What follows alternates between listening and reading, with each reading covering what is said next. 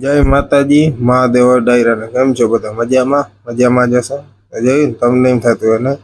બાહુબલીની જેમ ઉપાડીને ક્યાં જાય જવાનું ક્યાંય નથી આપણા 100 પીસના એ ઝાડવા છે ને એનું આજે કરવાનું છે કટિંગ કેમ કે હમણાં ઘણા ટાઈમથી એનું હોય ને કટિંગ નહોતું કર્યું તો આજે આપણે થોડા ફ્રી હતા તો વિચાર આવ્યો કે આજે આનું મુહૂર્ત લઈ નાખીએ તો આજે આને કરવાનું છે આપણે કટિંગ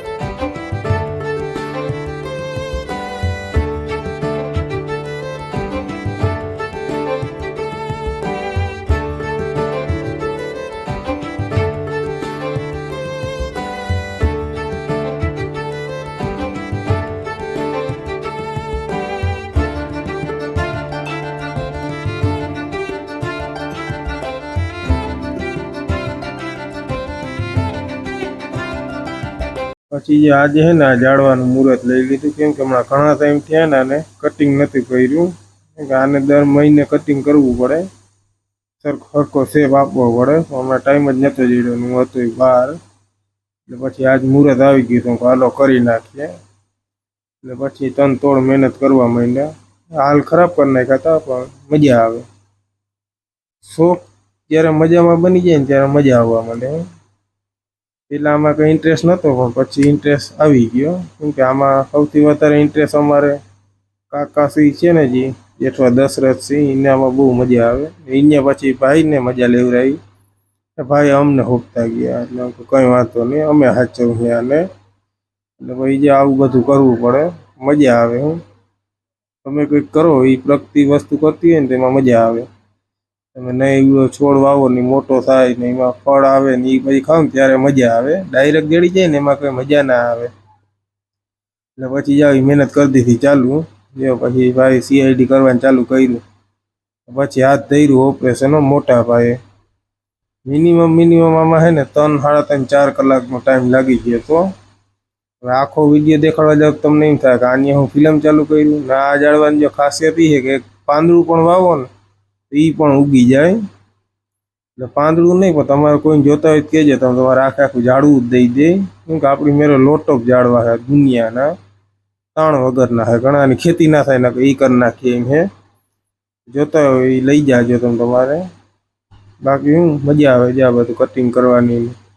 આના માટે શું ટાઈમ જોઈએ ટાઈમ હોવો જોઈએ ખાલી તમારી ટાઈમ હોય ને તો મજા આવે આમાં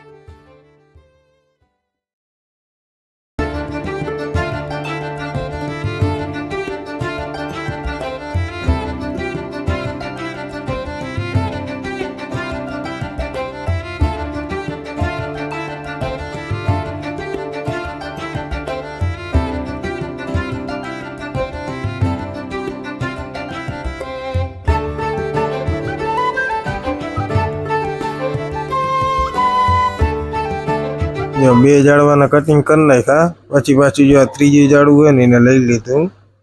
કેમ કે એ પણ બહુ મોટું થઈ ગયું હતું, એટલે એનું કટિંગ કરવું પણ બહુ જરૂરી હતું. જોકે ઝાડવા તો આ બધા બહુ મોટા જ થઈ ગયા, બધાનું કટિંગ કરવું જરૂરી જ છે.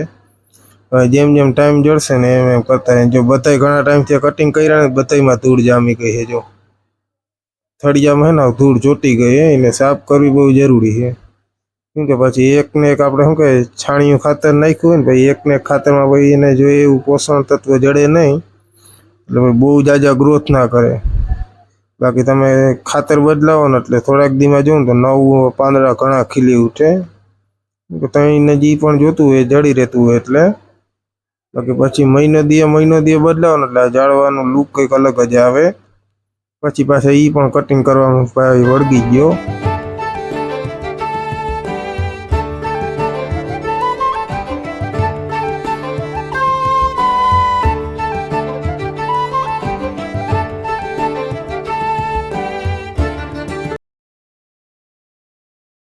અને પછી જો આ બધા અલગ અલગમાં હે ને વાવી દીધા,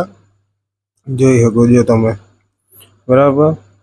તમારો બધાનો પણ ખૂબ ખૂબ આભાર